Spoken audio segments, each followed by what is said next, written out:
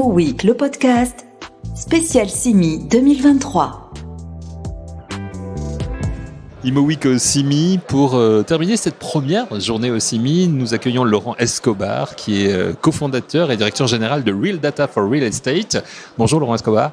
Bonjour, merci de m'accueillir. Avec grand plaisir, merci de nous faire le plaisir de passer par notre stand Imo Week pour nous parler de cette société qui est toute jeune, Real Data for Real Estate. Est-ce que vous pouvez nous expliquer l'origine et la mission de Real Data for Real Estate, puisque c'est une société à mission, ainsi que la raison d'être derrière la création de cette société? Bien écoutez, c'est extrêmement simple. Real Data for Real Estate, c'est la place de marché de la donnée immobilière. Donc c'est, je pense en B2B, c'est la première qui soit créée en France. Donc ça, c'est quelque chose d'important. Donc place de marché, ça veut dire qu'il y a une solution, une plateforme, une marketplace digitale qui va permettre aux fournisseurs de données et de solutions digitales d'exposer leurs offres, et nous chargerons de leur apporter des visiteurs, un peu finalement comme Infopro Digital quand ils organisent le CIMI. Donc on va faire le CIMI digital de la donnée. Donc si je me permets de faire ces parallèles un petit peu rapides. Et puis de l'autre côté, on va mettre en place un site d'information à côté de cette plateforme SaaS qui va permettre d'apporter toute la pédagogie autour de c'est quoi le marché de la donnée, quels peuvent en être le développement de ses usages, des dires d'experts, des travaux de recherche qui progressivement vont permettre aux utilisateurs de comprendre de quelles données ils ont besoin pour exercer leur nouvelle mission et leur nouveau métier, puisque l'immobilier, comme vous le savez, est un secteur qui va être confronté à de grandes mutations. Déjà confronté d'ailleurs à de grandes mutations. Est-ce que ce besoin, est-ce qu'il existait? Est-ce que vous allez le faire connaître aux professionnels de l'immobilier, cette place de marché? Ce besoin était-il réel ou vous allez le créer en fait? Alors un peu les deux. C'est-à-dire on peut considérer que l'immobilier est une industrie, une grande industrie en France, et une industrie qui est finalement assez paradoxalement très en retard dans sa digitalisation par rapport à d'autres secteurs d'activité comme les médias, comme la grande distribution, le retail par exemple. Il y a à peu près 10 ans de retard dans la digitalisation. Et donc, comme dans les autres grandes industries, les transformations des métiers sont passées par la digitalisation, et il faut absolument que les grands métiers de l'immobilier, de l'urbanisme, de la construction fassent leur mue digital également.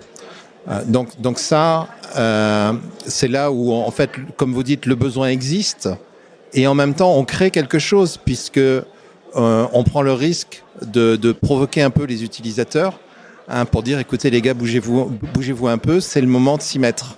Et donc, il y a un côté un peu océan bleu dans ce que l'on fait, parce qu'il va falloir quand même créer cette impétence pour le digital et la data beaucoup plus qu'il n'est développé aujourd'hui.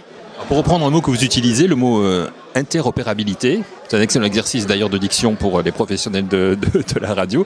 Comment les services innovants développés par Real Data for Real Estate contribuent-ils à promouvoir la data immobilière au sens large et à créer les conditions d'une meilleure interopérabilité justement dans le secteur?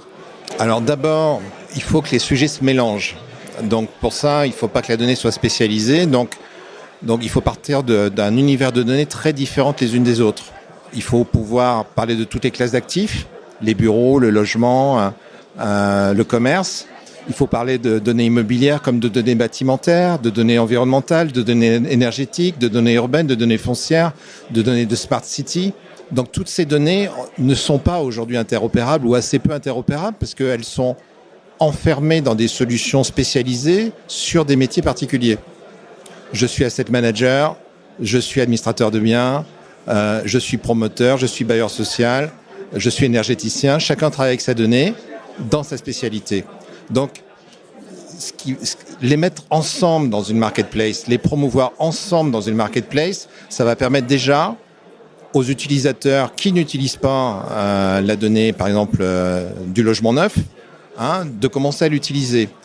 Et le fait que je commence à en avoir besoin va obliger celui qui l'a produit à la rendre interopérable avec d'autres. Donc comment je crée progressivement les conditions interopérabilité.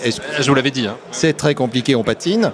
Interopérabilité entre une donnée bâtimentaire et une donnée de valeur, d'asset management.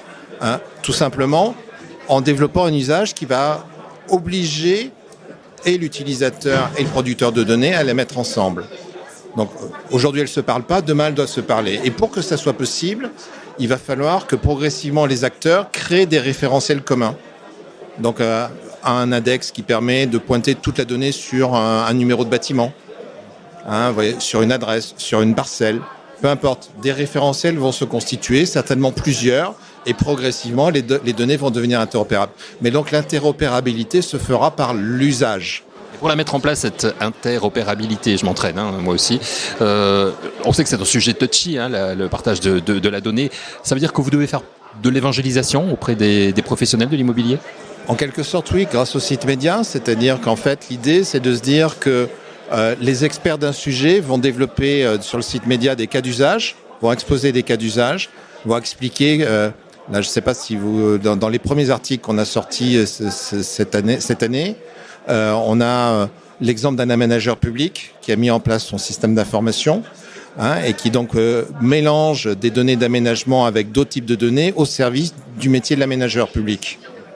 Donc il expose très précisément tout ce qu'il a fait, comment il a constitué progressivement et il a équipé ses métiers d'aménageur et comment progressivement il est allé chercher des informations ailleurs pour mélanger avec ses données en interne. Donc il dévoile grosso modo ses recettes de cuisine. Et en fait, quand il fait ce travail de dire très précisément ce qu'il a fait, il expose la manière de s'y prendre pour créer des systèmes d'information data et géographiques au service de l'aménagement public. Et donc, ce qui va être porté par un aménageur spécifiquement quelque part à Nantes, par exemple, va inspirer les autres. Et donc ça, si vous développez les cas d'usage et que vous avez des grands experts des sujets qui ont mis en œuvre chez eux et qui expliquent comment ils ont fait, ou des chercheurs qui travaillent pour simplement préparer les analyses de demain, évidemment que ce partage, cette mise en commun de la connaissance va être inspirante et va certainement ouvrir les chakras des autres. Toujours des précurseurs, oui, c'est ce que vous disiez. Oui. Alors ce partage, cette place de marché justifie le fait d'être une société à mission ? Oui, à plusieurs titres. La première, il faut développer un marché national de la donnée. La donnée, elle est immatérielle, elle n'a pas de pays. Donc une donnée en France peut être développée par un acteur non français. Donc essayons déjà, entre acteurs français, de mettre en place notre propre marché et de le structurer, de le rendre fort, et en le rendant fort, on le protège un peu. Peut-être pas complètement, mais au moins on le protège un peu et il existe. Donc ça, c'est la première chose. Donc ce côté de se dire que le marché de la donnée en France, la donnée immobilière au sens large, a besoin d'être organisé, ça c'est une première mission. Il y a même des organisations gouvernementales qui appuient ce type d'intention. Pas que dans l'immobilier, bien entendu. Mais donc, on fait partie de ces acteurs.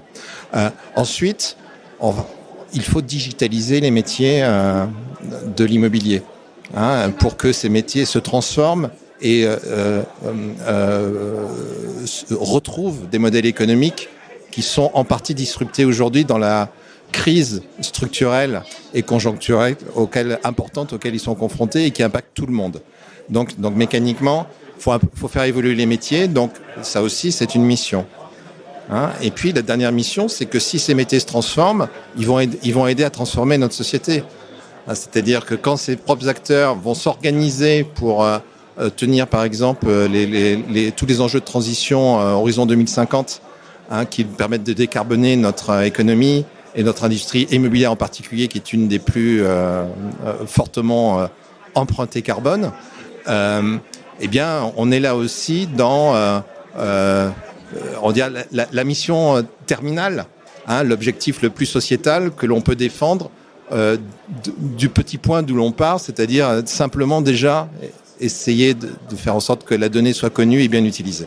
Vous avez évoqué, Laurent, tout à l'heure le site d'information realdatamedia.fr. Il est ouvert, ça y est, il est lancé ou il doit être lancé. Quels sont les premiers retours que vous avez ? Est-ce que vous pouvez nous le présenter aussi en quelques mots ? Le site est ouvert depuis une quinzaine de jours, donc il présente, on va dire, une partie, comme on dit, corporate, qui explique justement tout ce qu'on vient de se dire, c'est-à-dire c'est quoi les enjeux de l'entreprise, de la société à mission. Donc ça, il faut bien le redire, bien l'expliquer et bien le documenter. Donc on a posé ces premières analyses et on va les compléter avec notamment tout le travail du comité de mission qu'on est en train de constituer et de mobiliser. Donc ça va work in progress, on va dire tout au long de l'année prochaine, toute cette partie qui explique véritablement tous les enjeux auxquels on souhaite s'attaquer et se confronter progressivement, ça va être documenté. Donc là, on a posé les premières bases. Comme vous avez dit tout à l'heure, la raison d'être, les missions, c'est déjà pas mal. Et puis, après, effectivement, l'éditorialisation du site, ce sont les cas d'usage. Donc là, on a sorti 6 premiers articles ce mois-ci. C'est vraiment depuis une semaine à peine, juste avant CIMI. Ça nous permet aussi d'exister un peu avec ces articles et de se faire connaître avec vous aujourd'hui. Dans le cadre du CIMI aussi, des gens en fait voient qu'on existe déjà et c'est important qu'il y ait une trace. Ces articles contribuent sur plein de sujets techniques et juridiques liés à la donnée aujourd'hui. Et on va attaquer à peu près l'éditorialisation de 6 à 8 articles par mois pour ce qui vient. Donc ce qui veut dire que la bibliothèque d'articles qui sont pas des articles éphémères, qui sont des articles qui doivent continuer à être là parce que les articles écrits aujourd'hui seront utiles dans 6 mois ou dans 1 an, ou dans 18 mois. C'est des articles qui permettent de travailler. Et donc, on sait que donc dans 4 à 6 mois, on aura donc des dizaines et des dizaines d'articles à disposition de tous les utilisateurs. Et là, à partir de ce moment-là, on pourra dire qu'on a une bibliothèque documentaire constituée qui va commencer vraiment à rendre un vrai service utile aux usagers de la plateforme. Donc 2024, c'est l'année qui va voir se développer realdatamedia.fr et puis la société Real Data for Real Estate. Quels sont vos objectifs à plus ou moins long terme justement ? Alors à court terme, on va ouvrir la plateforme au mois de mars, la plateforme transactionnelle, le site étant ouvert, on vient de se le dire. On a déjà 14 partenaires qui ont accepté d'être exposants et on l'annonce aujourd'hui au CIMI. L'objectif, c'est au jour de l'ouverture d'en avoir entre 25 et 30, dont une partie en open data. Il y en a déjà 4 qui sont en open data aujourd'hui, c'est-à-dire que la donnée qu'ils vont proposer, qui est une donnée privée, va être gratuite. Donc ça, c'est très important pour nous. Ça fait partie de ce qu'on veut développer, c'est-à-dire développer aussi l'open data gratuit dans le privé et pas que dans le public. Okay. La deuxième chose qu'on veut faire, dans les objectifs qu'on se donne, c'est pour l'open data public et la donnée publique, leur donner un portail qui leur permet de développer un maximum de réutilisation de la donnée publique chez les entreprises privées. Aujourd'hui, la donnée publique, elle a été conçue pour être largement réutilisée dans le public, ce qui est déjà le cas. Dans le privé, encore insuffisamment. En créant Real Data for Real Estate, on va permettre à la donnée publique, s'ils le veulent bien, et ils sont déjà présents pour quelques-uns d'entre eux, un plus grand réusage. Ensuite, et dernière chose, aujourd'hui, il y a 450 producteurs de données de solutions digitales liées à l'immobilier au sens large en France. Il y en a moins de 100 qui sont apaisés, c'est-à-dire qui peuvent offrir déjà leurs données en partage en les vendant ou en les offrant gratuitement. Sur 450, c'est à peine 20% du marché. Donc notre objectif, c'est que peut-être dans 2 ou 3 ans, il y ait plus de 50% du marché, 60-70% qui soient apaisés. Donc si c'est le cas, ça veut dire que l'API documentée va permettre de complètement développer l'utilisation de la donnée et chez les prestataires, les prestataires de services digitaux, et chez les utilisateurs finaux. Et donc, c'est comme ça qu'on arrivera à faciliter la digitalisation des métiers dont on parlait précédemment. Donc voilà, donc ça c'est important, c'est de dire comment finalement, quantitativement, on part des 25 premiers pour atteindre progressivement 70, 80, 90 exposants et contribuer en faisant cette initiative à convaincre les quelques centaines supplémentaires de s'y mettre aussi, même s'ils ne sont pas dans le marketplace, c'est pas grave. On aura quand même motivé chez eux l'envie de le faire. Donc voilà, c'est parti. Donc Real Data for Real Estate, c'est le vrai lancement ici au CIMI, j'imagine. Et Real Data Media, le site.fr, realdatamedia.fr, le site d'information entièrement gratuit, vous l'avez dit, et c'est important de le souligner aussi. Il est en ligne, on peut aller. J'y suis d'ailleurs allé faire un petit tour également aujourd'hui. Pour terminer, Laurent, qu'est-ce qui vous a motivé, vous, Laurent et Arnaud, votre associé, pour vous lancer dans cette aventure ? Ça fait 30 ans qu'on a créé notre première entreprise. On est des entrepreneurs dans l'âme, donc on aime entreprendre. on se refait pas. Donc c'était l'occasion d'entreprendre. Et puis après, c'était aussi rendre service à nos... on a créé une première société de service qui est prestataire des opérateurs de l'immobilier, des grands opérateurs. Et on voit dans quelles difficultés ils sont aujourd'hui. On s'est dit, on peut pas faire plus que ce que l'on fait pour eux en tant que prestataire de service. Il faut qu'on invente autre chose pour les aider à se transformer encore plus qu'ils ne le font grâce à nos études et à l'apport de quelques autres prestataires. Donc il fallait prendre cette initiative, d'abord parce qu'on les connaît bien. Donc ce qui veut dire qu'en les connaissant bien, on connaît bien leurs besoins. On sait expliquer aux autres fournisseurs de données ce dont ils auraient besoin. On sait bien les valoriser. Donc en fait, c'est cette espèce de go-between qui dit on connaît bien les uns, on connaît bien les autres. Donc peut-être que ce rôle d'intermédiaire, on est assez bien placé pour le jouer. On est entrepreneur, donc on n'a pas peur d'investir. On y a mis notre argent, donc on n'a pas besoin de fonds d'investissement pour nous soutenir, etc. Donc on a pris notre risque, comme on dit. Donc c'est important aussi pour que ça existe, que quelqu'un prenne le risque de le faire. Donc on l'a fait. Et puis dernière chose, si on fait ça, on espère que nos clients actuels nous en sauront gré. Ça leur rendra un nouveau service à côté de ce qu'on fait déjà pour eux. Et ça, je pense que c'est le plus important. À suivre, donc, pour voir comment évolue la société Real Data for Real Estate. Merci beaucoup, Laurent Escobar, d'être venu nous la présenter pour la première fois au micro de IMOIC à l'occasion de ce CIMI où vous la lancez officiellement. Merci à vous. Merci de votre accueil, de votre écoute. IMOIC, le podcast spécial CIMI 2023.